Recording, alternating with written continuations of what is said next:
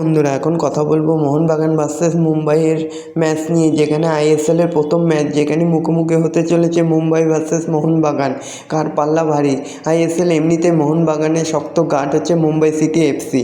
তো বন্ধুরা এরকমই সব ফুটবলের খবর প্রতিদিন জানতে হলে আমার চ্যানেলটিকে অতি শীঘ্রই লাইক কমেন্ট সাবস্ক্রাইব করতে ভুলো না ও বন্ধুদের মধ্যে প্রচুর পরিমাণে শেয়ার করে দাও, যাতে আমার 4000 ঘন্টা ওয়াচ টাইম খুব শীঘ্রই পূর্ণ হয়ে যায়।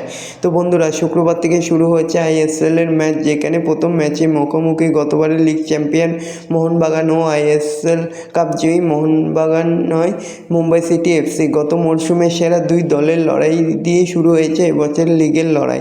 তো দেখা যাক শেষ পর্যন্ত জয়ের হাসিটা কে হাসতে পারে। তোমরা কমেন্ট করে জানাতে ভুলো না আজকে কে জিততে পারে। আমার তো মনে হয় মোহনবাগান, তোমরা কে তা কমেন্ট করে জানাতে ভুলো না। আর এরকমই সব ফুটবলের খবর প্রতিদিন জানতে হলে আমার চ্যানেলটিকে অতি শীঘ্রই লাইক কমেন্ট সাবস্ক্রাইব করতে ভুলো না ও বন্ধুদের মধ্যে প্রচুর পরিমাণে শেয়ার করে দাও, যাতে আমার 4000 ঘন্টা ওয়াচ টাইম খুব শীঘ্রই পূর্ণ হয়ে যায়। তো বন্ধুরা তবে দুই দলেই অনেক বদলে গিয়েছে, বেশি বদল এসেছে মোহনবাগানে। গত বছরের সঙ্গে এবারের দলের নতুন অনেক তারকা এসেছে। হাবাসের বদলে কোচ হয়েছেন জোসে মলিনা। ডুরান্ড কাপে মোহনবাগানকে ভুগিয়েছে রক্ষণের দুর্বলতা। দুই বিদেশি ডিফেন্ডার নিয়েও গোল খাওয়ার রোগ কমেনি একটু, বোঝাই গিয়েছে রক্ষণের দুর্বলতা। অন্যদিকে মুম্বাই সিটি এফসিও খানিক দুর্বল হয়েছে, দলে ছেড়েছে অনেক প্লেয়ার।